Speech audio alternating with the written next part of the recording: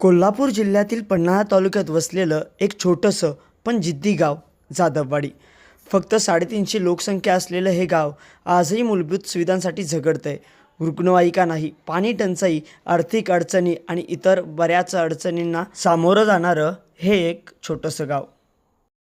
रस्ता आता आम्ही डिलिव्हरीची बाई असली ना तर अर्जंट कोणाला तरी बरं नसतं रात्रचं तर आम्ही पाळणं करून चार दोऱ्या लावायच्या, 2 दांडकी दोन्हीकडे घालायच्या, त्यामध्ये ते पेशंट घालायचं, बाळती नसतं ते कोणाचं, त्याला सांगोळा पाठवायचं.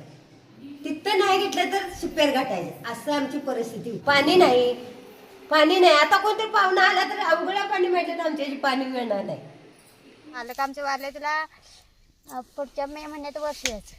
मग आता आमच्या होते ते पुरी दिल्यात. आता मग सासूबाई, मी आणि आता एक लहान पोरगी 10वीला आहे. 10वी झाली आता तिची. आता मग आम्ही त्याच्यावर कसं हे ढोरं पाळली तर त्याने टाकभर दूध दिलं तर आमचा परपून जाईल. नाही तर आमच्यात मिळवाय कोण आहे? कोणच नाही. हे आम्हाला नाही आलं ढोराकडं तर घरात झोपलं तर आता आम्हाला खायलाच मिळायचं नाही.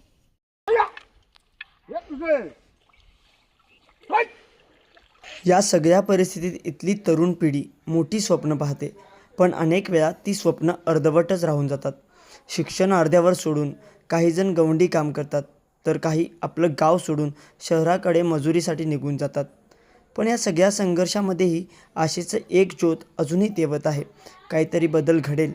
गावात अडचण रस्ता नाही, पाणी नाही, एकच अडचण नाही. राहायला जागा नाही जनावरांनी बांधा, त्याला पाण्याची उपलब्ध नाही. काय एकच अडचण आहे हो इथं. हा, त्या डोंगरात राहायचं म्हटलं तर एक अडचण नाही, 1000 अडचणी आहे इथं. खरी सक्षमता ही फक्त कौशल्यामधून येत नाही, तर सातत्यानं स्वतःमध्ये सुधारणा करण्याच्या जिद्दीमधून घडते. आणि म्हणूनच प्रगती साधायची असेल तर बदल स्वीकारून सुधारणा करणं ही आजची सर्वात मोठी गरज आहे.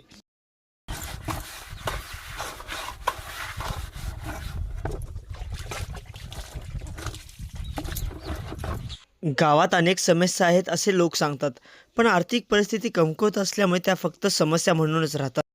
आणि मताच्या वक्ताला रोजच्या 4-4-5-5 गाड्या रोजच्या. मतदान झालं म्हटलं की एकही माणूस मेले का जगले जाधववाडला कोणी माणूस बघित नाही की बाबा परिस्थिती काय त्यांची आहे, काय ते वाडला पाणी आहे का नाही आहे, माणसं काय करतात.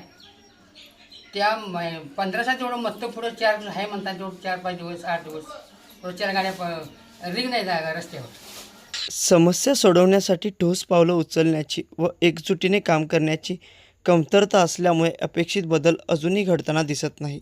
गावापासून अवघ्या 4 किलोमीटरवर असलेली ग्रामपंचायत, पण विकास अजूनही मैलोमैल दूर आहे.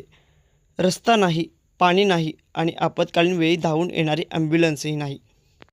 या मूलभूत सुविधांच्या अभावात अडकलेलं हे गाव आजही शासनाच्या आश्वासनावर जगतंय. इथली तरुण पिढी आणि उद्याचं भविष्य स्वप्न बघतंय, पण वास्तव मात्र त्यांना दररोज थांबवतंय. 4 किलोमीटरचं अंतर फक्त रस्त्याचं नाही, तर विकास आणि वास्तव यांच्यामधलं दुरावलेलं अंतर आहे. या गावातील लोक आर्थिक अडचणींचा विचार करत आपलं जीवन जगत असल्यामुळे जीवनशैलीकडे फारसं लक्ष दिलं जात नाही. त्यामुळे या परिस्थितीसाठी फक्त शासनालाच दोष न देता गावातील लोकांनीही एकत्र येणं तितकंच गरजेचं आहे.